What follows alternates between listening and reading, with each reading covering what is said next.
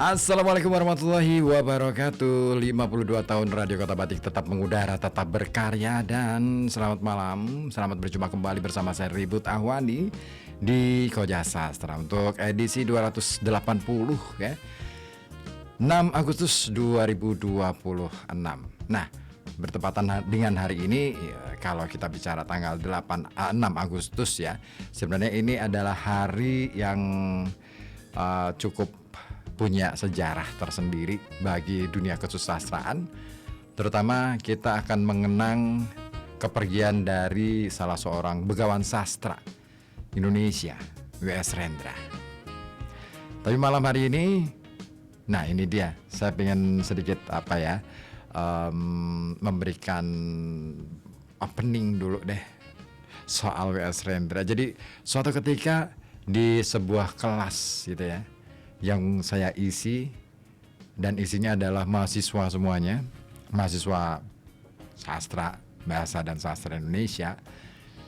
Saya menanyakan tentang, saya coba ngecek tentang pengetahuan mereka. Saya tanya kepada mereka, adakah di antara sekian banyak mahasiswa ini yang pernah dengar nama W.S. Rendra, atau setidaknya pernah tahu nama itu?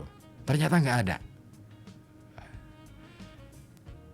Tentu ini sebuah, saya tidak tahu apakah ini harus menjadi keprihatinan atau bagaimana. Tetapi yang jelas, dengan tidak kenalnya atau bahkan tidak tahu nama W.S. Rendra, ini menjadi pertanyaan besar bagi saya pribadi ya. Kok bisa ya, ini mahasiswa bahasa dan sastra Indonesia pendidikan pula waktu itu, kok nggak ngerti nama W.S. Rendra? Padahal nama itu sudah sangat besar dan sangat dikenal oleh dunia, terutama dalam banyak hal ya. Pemikiran-pemikiran beliau banyak banget menulis syair, puisi, menulis naskah drama, main teater, menulis esai, pidato, orasi, semua ada. Dan boleh dibilang beliau adalah, kalau dalam hal kekaryaan, beliau adalah manusia yang sangat lengkap dalam urusan karya ya. Puisi ada, esai ada, orasi ada, pidato ada, dan segalanya ada. Nah, tapi kenapa tidak ada yang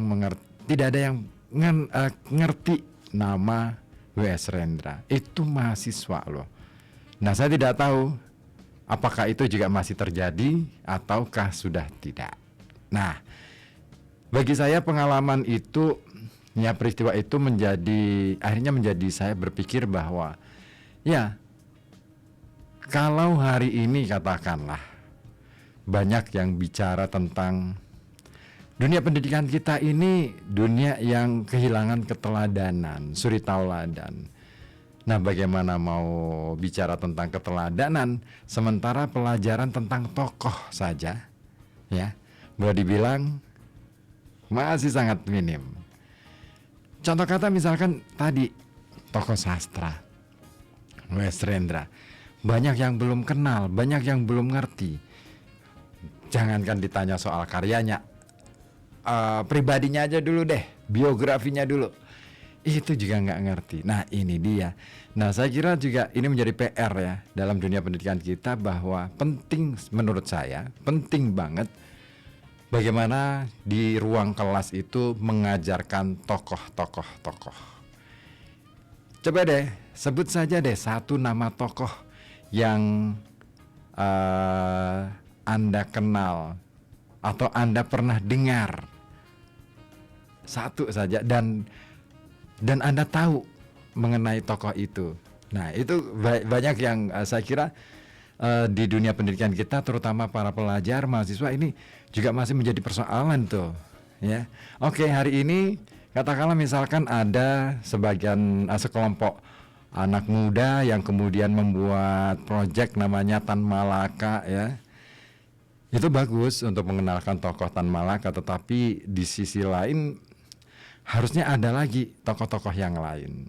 Hatta, Syahrir, siapa lagi? Soekarno, dan masih banyak lagi. Hairil Anwar di bidang sastra. Pramudia ini sangat terkenal bagi kalangan muda, nama itu sudah sangat familiar ya. Kemudian siapa lagi yang populer? Jarang-jarang ya orang-orang yang terutama para pelajar kita dikenalkan dengan tokoh. Ya kita tahu lah ya, persoalannya memang kompleks dunia pendidikan ini, terutama ngomongin soal kurikulumnya. Nah itu dia, ada nggak sih satu slot saja deh, satu bagian saja yang mencoba untuk mengenalkan tokoh ya, cerita tentang tokoh bagaimana, kemudian diulas di dalam kelas, kemudian diurai apa sih gagasan pemikiran tokoh ini, terus bagaimana kemudian diresapi dan lain sebagainya. Nah ini yang kayaknya menjadi persoalan penting yang akan kita bahas pada malam hari ini. Tetapi dalam konteks ini saya ingin menghadirkan sebuah esai yang pernah ditulis oleh Singgih Wibisono menyoal wayang. Nah, kita tahu yang namanya wayang dalam seni pertunjukan maupun seni tutur maupun seni yang lainnya, seni sastra juga, ini menjadi salah satu sarana untuk membelajarkan kepada masyarakat mengenai karakter tokoh. Di dalam kisah-kisah pewayangan ini kan banyak tokoh ya. Ada Duryodana atau Duryodono. Ada Kurawa yang dipimpin oleh Duryodana. Ada Pandawa yang kemudian sebagai yang dituakan adalah Yudhistira atau Puntadewa. Terus ada lagi Dhritarashtra, itu bapaknya Kurawa. Terus ada lagi Pandu Dewanata, itu bapaknya para Pandawa dan lain sebagainya. Setiap tokoh ini kemudian membawa karakter yang beragam dan konflik yang muncul di dalamnya juga melibatkan karakter-karakter itu, sehingga kita bisa mengambil pelajaran penting di dalam kisah-kisah wayang itu sendiri. Nah, ambil salah satu contohnya misalnya Duryodana. Nah, Raja Astinapura yang menjadi tetua ataupun menjadi pimpinan dari rombongan Kurawa ini memang punya karakter yang luar biasa, unik ya. Dia sekalipun sudah dinobatkan menjadi seorang raja, naik tahta sebagai raja dan menguasai kerajaan Astina, tampaknya nggak cukup puas dengan kedudukannya, karena masih ada rasa iri dan rasa dengki kepada saudaranya. Jadi saudara sepupu ya, mereka saudara sepupuan para Pandawa. Nah, rasa iri dan dengkinya ini yang kemudian membawa karakter Duryodana selalu hadir, selalu tampil dengan lagak yang arogan, suka berteriak-teriak di hadapan banyak orang di ruang publik gitu ya, terutama di hadapan para punggawanya, suka marah-marah.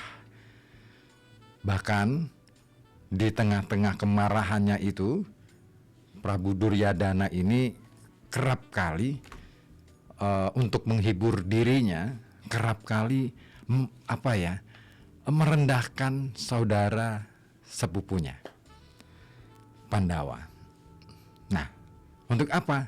Ya untuk melegitimasi ataupun memperkuat legitimasi kekuasaannya bahwa dialah yang terbaik gitu di hadapan para punggawanya. Sekalipun di belakangnya memang ada para pembisiknya, salah satunya adalah Sengkuni. Nah dari cerita wayang ini pula kita bisa mengambil pelajaran betapa ya dunia manusia itu memiliki keragaman watak yang beraneka, dan di situ kita bisa belajar mengenai apa yang sebaiknya dan apa yang semestinya kita tinggalkan. Nah, itu Duryadana, salah satu contohnya saja. Nah, malam hari ini saya akan hadirkan ke ruang dengar Anda sebuah esai karya dari Singgih Wibisono yang judulnya Wayang sebagai Sarana Komunikasi. Nah, seperti apa esainya dan kita akan ulas bersama sampai pukul 9 malam nanti di Koja Sastra. Jangan kemana-mana, tetap di sini di FM 91,2 Radio Kota Batik, News Interaktif Solutif. Dan Anda yang ingin bergabung boleh ya melalui WhatsApp di 08554200912. Oke, entah itu untuk memberikan komentar atau yang lainnya, boleh-boleh saja. Satu musikalisasi puisi dulu dari karyanya Sapadi Djoko Damono, Terbangnya Burung, untuk Anda di kesempatan malam hari ini di Koja Sastra.